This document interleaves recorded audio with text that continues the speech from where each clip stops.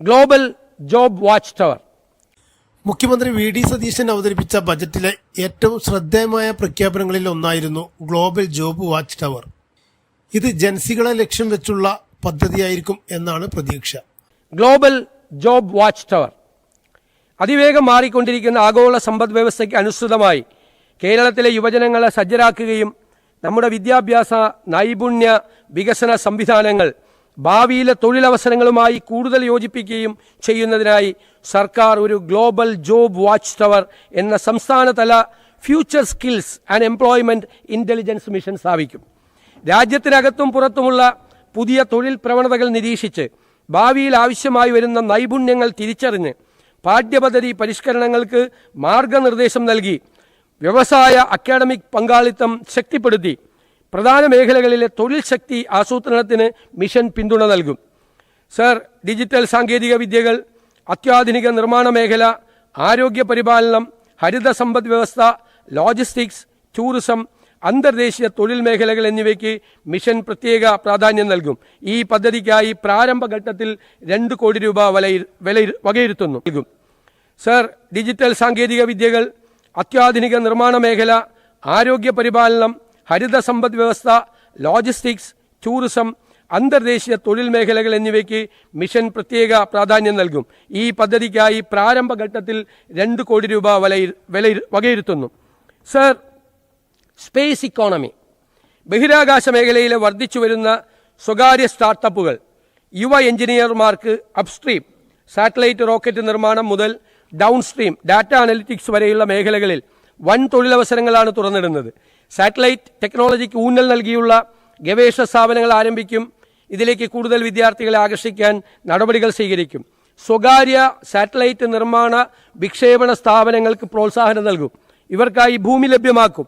Space പാർക്കിന്റെ പ്രവർത്തനങ്ങൾ മെച്ചപ്പെടുത്താൻ നടപടികൾ സ്വീകരിക്കും. ഇതിനായി 5 കോടി രൂപ വകയിരുത്തുന്നു.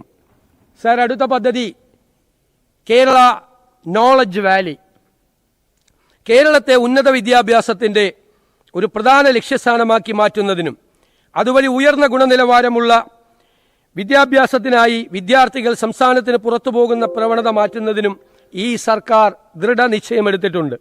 ഏറ്റവും സമകാലിക അക്കാഡമിക് പ്രോഗ്രാമുകൾ, അത്യാധുനിക ഗവേഷണ പാർക്കുകൾ, മികവിൻ്റെ കേന്ദ്രങ്ങൾ എന്നിവ ഒരു കുടക്കീഴിൽ കൊണ്ടുവരുന്ന ഒരു ലോകോത്തര ഉന്നത വിദ്യാഭ്യാസ കേന്ദ്രമായി കേരള നോളജ് വാലി സ്ഥാപിക്കും. പ്രത്യേക നിയമനിർമ്മാണത്തിലൂടെ ദേശീയ അന്തർദേശീയ സർവകലാശാല റാങ്കിങ്ങുകളിൽ മുൻനിരയിലുള്ള സർവകലാശാലകളെയും ലോകോത്തര പാരമ്പര്യ സർവകലാശാലകളെ ലെഗസി യൂണിവേഴ്സിറ്റീസിനെ ആകർഷിക്കുന്ന രീതിയിലാകും ഈ വിദ്യാഭ്യാസ കേന്ദ്രം രൂപകൽപ്പന ചെയ്യുക. എന്നിവയുടെ സഹായത്തോടെ ഇന്ന് MSMEകൾക്ക് ആഗോള വിപണികളിലേക്ക് എത്തിച്ചേരാനും വലിയ കമ്പനികളുമായി മത്സരിക്കാനും കഴിയുന്നു. ഈ ലക്ഷ്യം മുൻനിർത്തി 10,000 MSME സംരംഭങ്ങൾ സംസ്ഥാനമൊട്ടാകെ ആരംഭിക്കുന്നതിന് ആവശ്യമായ സഹായം നൽകുന്ന സമഗ്ര പദ്ധതിയായ കേരള MSME ഗ്രോത്ത് സ്കീമിന് രൂപം നൽകും. ഇവർക്ക് നൂതന സാങ്കേതിക വിദ്യയിൽ അധിഷ്ഠിതമായ സംരംഭങ്ങൾ ആരംഭിക്കാനുള്ള സഹായവും പ്രോത്സാഹനവും ടാക്സ് ഇൻസെൻറ്റീവും സർക്കാർ നൽകും. സാമ്പത്തിക ബുദ്ധിമുട്ട് നേരിടുന്ന സംരംഭകർക്ക് revolving fund, technology fund, challenge fund എന്നിവ ലഭ്യമാക്കും. സാങ്കേതിക മാനേജ്മെൻറ്റ് മേഖലകളിൽ മാർഗനിർദ്ദേശം നൽകുന്നതിനായി ടെക്നോ മെൻറ്ററെയും മാനേജ്മെൻറ്റ് മെൻറ്റർമാരുടെയും സേവനം ഉറപ്പാക്കും. ഈ പദ്ധതിക്കായി 100 കോടി രൂപ വകയിരുത്തുന്നു.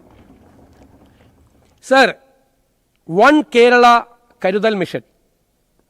മാരക രോഗങ്ങൾക്ക് മെച്ചപ്പെട്ട ചികിത്സ ലഭ്യമാക്കാൻ സാധിക്കാത്തതും കുട്ടികൾക്ക് ആവശ്യമായ വിദ്യാഭ്യാസം ലഭ്യമാക്കുന്നതിന് കഴിയാത്ത തരത്തിൽ സാമ്പത്തിക പരാധീനത അനുഭവിക്കുന്നതുമായ ഒരു വിഭാഗം ഇന്നും കേരളത്തിലുണ്ട്. ഇത്തരത്തിൽ ബുദ്ധിമുട്ട് അനുഭവിക്കുന്ന അർഹരായ ഗുണഭോക്താക്കൾക്ക് സഹായം നേരിട്ടെത്തിക്കുന്നതിനുള്ളൊരു സാങ്കേതിക വിദ്യാധിഷ്ഠിത പ്ലാറ്റ്ഫോമായി വൺ കേരള കരുതൽ മിഷൻ സ്ഥാപിക്കും. സർക്കാരിതര സംഘടനകൾ, CSR ഫണ്ടുകൾ, സ്ഥാപനങ്ങളിൽ നിന്നും വ്യക്തികളിൽ നിന്നുമുള്ള സഹായം എന്നിങ്ങനെ സംഭാവനയായി ലഭിക്കുന്ന ഓരോ രൂപയും അർഹരായവരിൽ തന്നെ എത്തിച്ചേരണമെന്ന സുതാര്യവും വിട്ടുവീഴ്ചയില്ലാത്തതുമായ തത്വമായിരിക്കും ഈ മിഷന്റെ അടിസ്ഥാനം. ഇതിന്റെ ഭരണപരവും പ്രവർത്തനപരവുമായ ചെലവുകൾ സർക്കാർ നേരിട്ട് വഹിക്കുകയും സംഭാവനകൾ പൂർണ്ണമായും കാരുണ്യ പ്രവർത്തനങ്ങൾക്ക് മാത്രമായിരിക്കും ഉപയോഗിക്കപ്പെടുക എന്ന് ഉറപ്പുവരുത്തുകയും ചെയ്യും.